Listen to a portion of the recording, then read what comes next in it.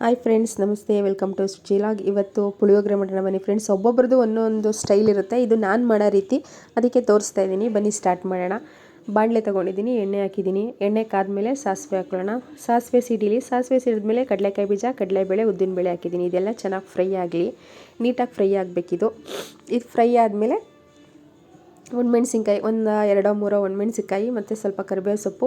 ಇದಕ್ಕೆ ಮೇಯ್ನ್ ಬೆಳ್ಳುಳ್ಳಿನೇ. ಇದು ಎಷ್ಟು ಹಾಕ್ತೀವಿ ಅಷ್ಟು ಚೆನ್ನಾಗಿರುತ್ತೆ. ಸಿಪ್ಪೆ ತೆಗೆದುಬಿಟ್ಟು ಸ್ವಲ್ಪ ಗೆಜ್ಜೆ ಹಾಕ್ಕೊಂಡಿದ್ದೀನಿ. ಇದು ಸ್ವಲ್ಪ ಕಲರ್ ಬರೋ ತನಕ ಹುರ್ಕೊಳ್ಳೋಣ. ಇದಿಷ್ಟು ಹುರ್ಕೊಂಡ್ಮೇಲೆ ಹುಣಸೆಹಣ್ಣು ಕಲಸಿಟ್ಕೊಂಡಿದೆ, ಒಂದು ನಿಂಬೆಹಣ್ಣು ಗಾತ್ರ, ಅದು ಹುಣಸೆಹಣ್ಣು ರಸ ಹಾಕ್ಕೊಂಡಿದ್ದೀನಿ.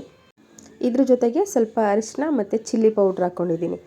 ಸ್ವಲ್ಪ ಎಕ್ಸ್ಟ್ರಾ ಫ್ಲೇವರ್ ಬೇಕಲ್ಲ ಹುಣಸೆಹಣ್ಣಿಗೆ, ಅದಕ್ಕೆ ಇದಕ್ಕೆ ಹಾಕ್ಕೊಂಡು ಇದಕ್ಕೇ ಸ್ವಲ್ಪ ಒಂದು ಸ್ಪೂನಷ್ಟು ಬಿಳಿ ಎಳ್ಳು ಹಾಕ್ಕೊಂಡಿದ್ದೀನಿ. ಇದು ತುಂಬಾ ಚೆನ್ನಾಗಿರುತ್ತೆ. ಬೆಳ್ಳುಳ್ಳಿ ಎಳ್ಳು ಹಾಕಿರೋದ್ರಿಂದನೇ ಇದಕ್ಕೆ ಎಕ್ಸ್ಟ್ರಾ ರುಚಿ ಬರುತ್ತೆ. ನಾನು MTR ಪುಳಿಯೋಗರೆ ಪೌಡ್ರ್ ತೊಗೊಂಡಿದ್ದೀನಿ, ಅದನ್ನು ಹಾಕ್ಕೊಂಡಿದ್ದೀನಿ. ಅದಕ್ಕೆ ಜೊತೆಗೆ ಸ್ವಲ್ಪ ಉಪ್ಪು ಮತ್ತು ಕೊತ್ತಂಬರಿ ಸೊಪ್ಪು ಹಾಕಿ ಚೆನ್ನಾಗಿ ಮಿಕ್ಸ್ ಮಾಡ್ಕೊಳ್ಳೋಣ. ಅದಕ್ಕೆ ಮೊದಲು ನನ್ನ ಚಾನಲ್ನ ಯಾರ್ಯಾರು ನೋಡ್ತಿದ್ದೀರಾ ದಯವಿಟ್ಟು ಸಬ್ಸ್ಕ್ರೈಬ್ ಮಾಡಿ, ಲೈಕ್ ಮಾಡಿ, ಕಮೆಂಟ್ ಮಾಡಿ, ಶೇರ್ ಮಾಡಿ, ಚಾನಲ್ಗೆ ಸಪೋರ್ಟ್ ಮಾಡಿ. ಇವಾಗ ಸೂಪರಾಗಿರೋ ಪುಳಿಯೋಗರೆ ರೆಡಿ ಆಯಿತು ನೋಡಿ. ಪುಳಿಯೋಗರೆ ಗೊಜ್ಜು ಇದು ನೀವು ಎಷ್ಟು ದಿನನಾದರೂ ಇಟ್ಕೋಬೋದು. ನಾನೇನು ಇಟ್ಕೊಂಡಿಲ್ಲ, ಇವತ್ತಿಗೆ ಕರೆಕ್ಟಾಗಿ ಮಾಡ್ತಾಯಿದ್ದೀನಿ. ಅದಕ್ಕೆ ಅನ್ನ ಮಾಡಿ ಇಟ್ಕೊಂಡಿದ್ದು ಹಾಕಿ ಮಿಕ್ಸ್ ಮಾಡ್ಕೊಳ್ಳೋಣ ನೀಟಾಗಿ.